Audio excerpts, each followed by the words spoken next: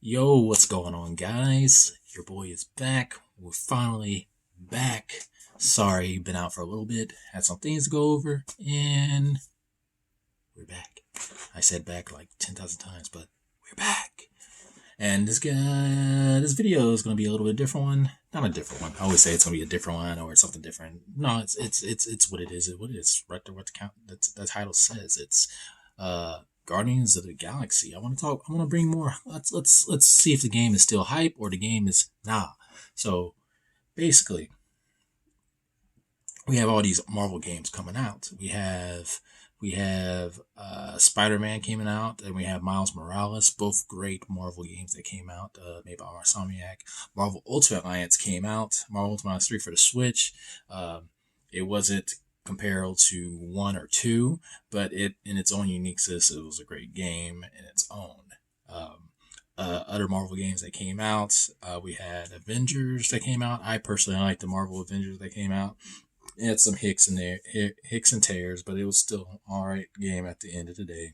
Then we have Marvel vs. Capcom Infinite, which is another game that's actually pretty good, but just has some wear and tears that people didn't like, and it didn't kick off as much as what it should compared to Spider-Man and Spider-Man Miles Morales and Marvel Ultimate Alliance. And with that, we're fast forward a little bit forward. Besides the Spider-Man 2 and Wolverine, which we'll get in more deeper videos and my thoughts on those once we're probably in the 2020. But this video is about Guardians of the Galaxy. Like I said earlier, Guardians of the Galaxy is is the first upcoming game. Next to that is Marvel Midnight Suns, which I'll talk about that in a later video as well. Now, I know I'm just rambling, but that's the point of generic rambles. We're rambling. That's what you love. You love to ramble, but I know you don't love to ramble. But let's do a recap. What the Marvel's Guardians of the Galaxy is going to be. It's going to be an action adventure game. Main playable character will be Peter Quill. Drax, Gamora, Rocket Raccoon, and Groot will not be playable in the particular story, but you'll be able to use them in combat. And now you're probably like, what? We're going to go into that a little bit more. The game is a third person type of game, and it's a heavy story driven game created by the decisions that you make in the game. And if you play any Eidos-Montréal game, you know that's what they like to do. For example, the last two Deus Ex games that came out, both really good games in my own opinion. I personally like Mankind Divided. I believe that's the first one. I personally like that more than the newer one that came out a few years ago. Like I said, Peter Quill, aka Star Lord, is the main character. All your decisions that you make with him affects the story and affects your relationships with the characters. And that's pretty much the recap for what we know about the game. The game is very heavily cinematic, because if you've seen the first trailer and little small trailers here and there, your decisions interact with dialogue, stuff like that. But the bread and butter, it comes down with combat. This is what I really want you guys to focus on, because I know a lot of people don't like story-driven games, because they'd be like, well, I want to get these story-driven games. I could just go online and play a multiplayer game online. But that's what makes the game unique. And what I'm about to tell you, hopefully it gives you kind of a little excitement for the game. Because Eidos-Montréal has shown very little about this game. And usually when games don't show very little, I get concerned about it. But this game is popping. Like maybe that's the wrong term I want to use, popping.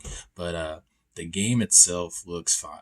Like I was about to say fire. I don't think it's fire yet, but from reliable sources that played the game that I trust, if they say something is good or if they say something's bad, I usually go with their thoughts on the process first. The majority of people that played the game over Parsec, my ad, said they enjoyed the game, or if they wasn't excited for the game before, they are excited to play it now. So the game is, like I said, it's a third person, and it's a command combat system called the Team Huddle. So basically, you can Star-Lord can give commands during combat, or when you listen to your party members banter, you can do your team up moves through that. Then once you get your sync with your team together on point, once you know how to talk to everybody on your team, that sync right, you can get you Star-Lord will give a motivational speech of some sort, of some kind, to give your character stat boost or overall party boost. That from there, when it upgrades, you get your musical, you get the music cues where the good music pops on, and you can do the combat and special like overdrives, we'll call it, because I don't know what the term is. I think it's part of the Team Huddle. But once you get the, we'll call it motivational drive. So basically, when the music will kick on, Star-Lord's famous music tunes that his mother loves so much, that she got from the father, her and her father loves, because that's the music they listen to. Listening is very important in combat. Most people be like, what? Listening? Why? I don't want to listen to combat. When I'm in combat, I just want to just focus on what the next thing I'm going to do. So unlike a shooter game where you see like, oh, there's like 5 guys over there, I can just be all right, I'll just get Groot to go over there, throw them off, or I can snipe them from far away. No, when you're in combat with a whole bunch of guys at one time, you can use, for example, Rocket has an AoE attack. So depending on what he says, you say to what he says, or you can be like, hey, Rocket, I want you to do this, that. Then as long as you're on the same page with Rocket, he will do the command.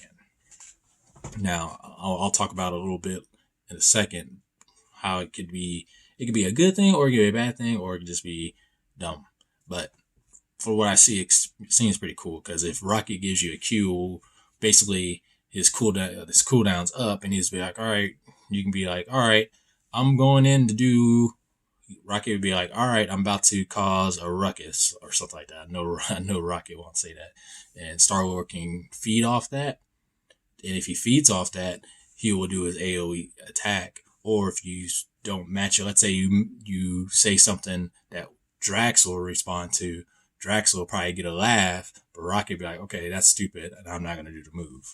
So you have to listen to everybody's structure in combat so you can link your attacks up properly to do awesome combos that can lead up, like I said, your Team Huddle. They can lead to do more stat boosts and attacks from there. Now let me tell you why I'm excited for that type of combat style. That type of combat style I'm really excited for, because we still know very little about the game. We do know your decisions affect the story, and the decisions reflect your relationship with your party. So can you imagine, let's say you get in a fight with Drax. Drax is not cool with you, and if you get your stuff so low with Drax, it's really hard to do Drax critical attacks or critical movements, because y'all are not on the same page, y'all not flowing together. So if y'all try to combo together, it's not going to work properly. You're not going to get no stat boost. You might even get a negative stat boost for something that you do. Vice versa, let's say with Gamora, you have her maxed out on the relationship scale. So like everything y'all do, y'all just boom, boom, boom, plus stats, plus that. That'd be pretty cool. Now, the added bonus, because I like this type of feature, if a party member dislike you so much, they just leave. They just ban from the Guardians. That would be cool. That would be like icing on the cake if it does that. Another thing, replayable story. I want to know if hopefully it's not black and white. Hopefully it's not like, oh, this path, oh, that path. Now I'm saying like I want 10,000 paths. If I can at least replay the game 4 times, dude, then you have my attention. You know what I mean? Like if it's just black and white, that's kind of I don't want to say it's weak, but at this time period of what we're in for gaming now, like I'll expect 2 paths if I was playing the game back from PS2 or PS3 era. Same for Xbox to 360. I would like to have multiple paths. That's different things can can happen through story. And hopefully, if the game does well, your decisions are transferred to the first game to the second. I'm a big fan of game transfer, plot stuff wise, game mechanics and stuff like that. I'm not really a fan of because that's a really hard thing. And I'm looking at you, Final Fantasy remake. You're scaring me. I don't know what's gonna transfer or whatnot, but that's not about that.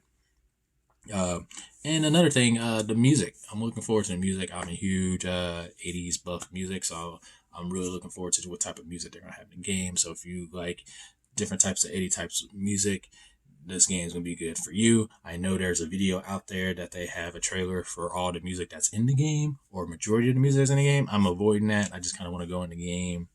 I just want to go in the game to see what it is and go from there.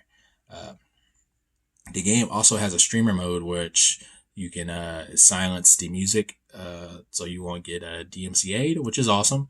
The only bad side about it is I hope they have filler music for it, and it's just not no music playing at all, because that's gonna really hurt the music. I mean, hurt the game itself. To me, that's like two different reviews. It's like the game, you had the base game, you have streamer game review, because you can be like, oh, this game sucks because the music wasn't there. Like, what? This game was silent the whole time. You know what I mean? There's no environmental music or anything like that. This game is coming out October 26th of this year, so it's very soon. I am excited for this game. I won't lie. When the game first got announced, I was excited for it. Then they weren't talking about the game for a while, and that worried me a bit. Then they showed the gameplay. A lot of people played it and said it was said wonderful things about it. Not trying to beat around the bush, but a lot of people enjoyed what they played over Parsec, and that makes me very, very happy. And I'm looking forward to this Marvel game, and I'm looking forward to Midnight Suns as well, which like I said earlier, I'll make a video on that. I do have some information that I want to share about that, but I'm waiting on it just a little bit longer till I can get my words out like this video. But thank you guys for checking this video out. I know I've been gone for a while, and I hope to see you guys soon for some more videos, and I won't disappoint. At least I hope not. You guys take it easy, and y'all be safe. Peace out.